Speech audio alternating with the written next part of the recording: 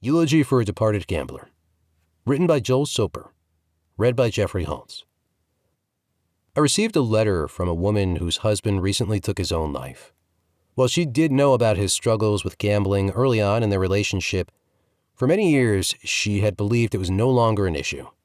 This man was able to keep his problem gambling a secret for decades, until one day he simply couldn't continue carrying the burden.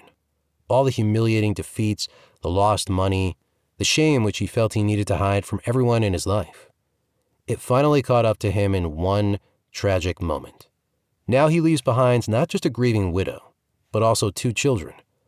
Their hearts are broken, a family forced to grapple blindly while trying to understand what happened to this husband and father. I wanted to address this story and the topic of suicide because sometimes my writing and podcasts take on a lighter tone. I do it this way because I've been losing at gambling for 30 years. I have to laugh at it and myself, otherwise I'll probably lose my mind. But I've been in those dark places. I've owed hundreds of thousands of dollars to not very nice people.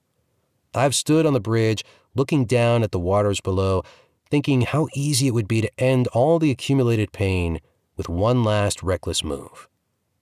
But somehow, I'm still here. I wrote the book, Never Enough Zeros, as part of my mission to connect with other addicts also caught in this terrible undertow. We need to be lifeguards for each other. We need to open up about who we are and what we're doing, because that is the way to heal ourselves and save other people's lives. Isolation is so dangerous for addictive personalities. We get caught up in our own heads, which allows little problems to spiral out of control into giant messes. Meanwhile, we neglect the important things we're supposed to be doing in our daily lives. Double trouble. If you are struggling with gambling, drugs, or alcohol, I beg of you, swallow your pride and reach out to someone right now. You may think you can keep tormenting that venomous snake without ever getting bitten, but what happens when you realize you've taken it too far? At that point, no one will be able to save you, when for years they would have bent over backwards to lend a hand, if only they had known what you were going through. No one in our situation is better off dead. The beauty of life is that it offers a new opportunity every day. You just have to show up. It may not feel like the high you've been gunning for all this time, and you might have to accept some lows on the road to recovery. But the alternative is worse, I assure you.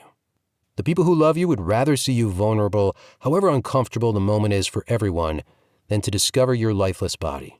Let them share your tears now, and not shed them alone at your funeral. As today's topic shows, the unfortunate truth is that we can't save everybody. But whenever this kind of tragedy strikes, it's a reminder of how crucial outreach work really is. When the forces of darkness try to feast on our weaknesses and fears, we must link arms in response to hold the line and fight the good fight as one.